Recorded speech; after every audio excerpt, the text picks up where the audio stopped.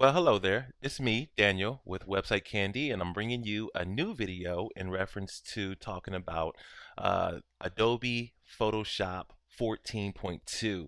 I really love this feature. I love the fact that Adobe has it all set up now to where when an update comes around, we don't have to wait on it. We can just jump right in and we can get the update right through the Creative Cloud. I am a Creative Cloud subscriber. I have it on two different machines, but we're going to just talk about the JDIs right now.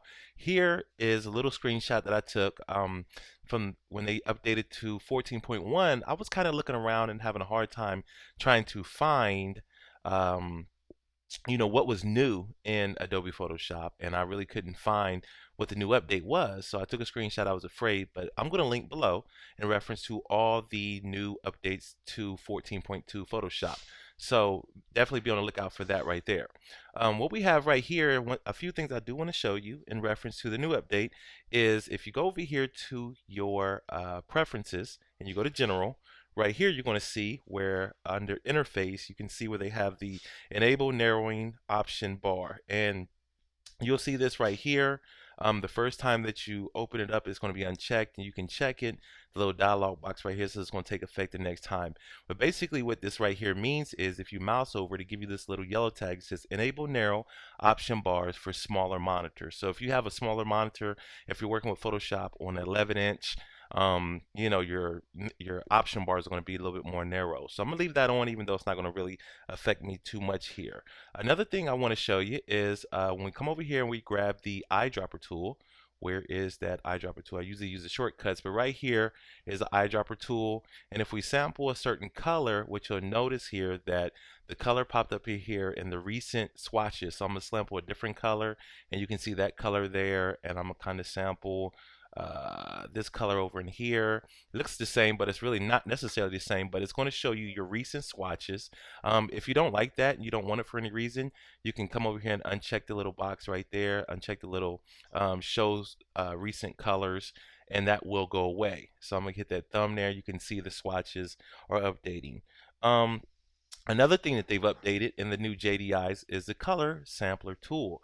So before you was only allowed to sample up to 4 different points in reference to your sampler, but now you can sample up to 10 points. So there's 2, there's 3, 4, 5, 6, 7, 8, 9, and 10. Let me try to go do it in 11th, and it says you ran out, you can only do 10. But here's your sample points. So if you normally sample colors, you can get up to 10 different points. It has them numbered for you, which is very, very helpful here in Photoshop.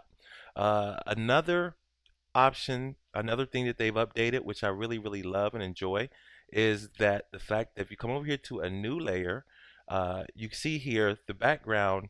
It used to just be transparent background color, which was whatever color was right here on the swatches, or white.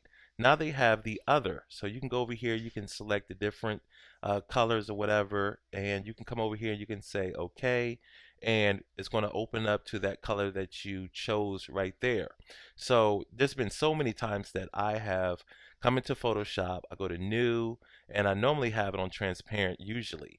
And I come over here and I just say okay, and then I hit shift delete, and then I come over here and I select a color, and I go sample, find the color, whatever the case may be, and hit OK to create that background. This right here is going to save you a ton of time. And speaking of saving a ton of time, and the last feature that I do want to show you here that's new in Photoshop 14.2 in the JDIs to just do it is the background layer. Now I'm going to just copy this layer right here, and I'm going to go ahead and I'm going to lock it. So let me go over here and lock this layer. If I can figure out how to lock it. Okay, all right, so I lock this layer. Normally in Photoshop, what I would do is I would just double click here, and it says you cannot be edited because the layer is locked. Maybe that's a different type of lock. I'm gonna try to lock it a different type of way. There's always several different methods of doing one thing in Photoshop. But anywho, I can't really figure out the way I want to lock it to show you. But normally you would double click the layer and come over here and say okay to unlock the layer. I'm going to cancel that because now what we can do is we can go over here and we can just click the lock here. And when you click the lock, the layer is unlocked and it's automatically going to default to Photoshop, I mean layer 0. This feature right here should have been in Photoshop a long time ago. The background, selecting the color that you want, should have been in Photoshop a long time ago. But hey, I'm extremely happy that it's here now, to make the workflow go even faster and smoother. And I just wanted to say, hey, thanks Photoshop for all the updates. So if you've noticed some other new updates in reference to Photoshop that I missed, please leave a comment below so I can do a tutorial on those here in the future. Other than that, thanks for watching, and I'll talk to you guys later. Peace out.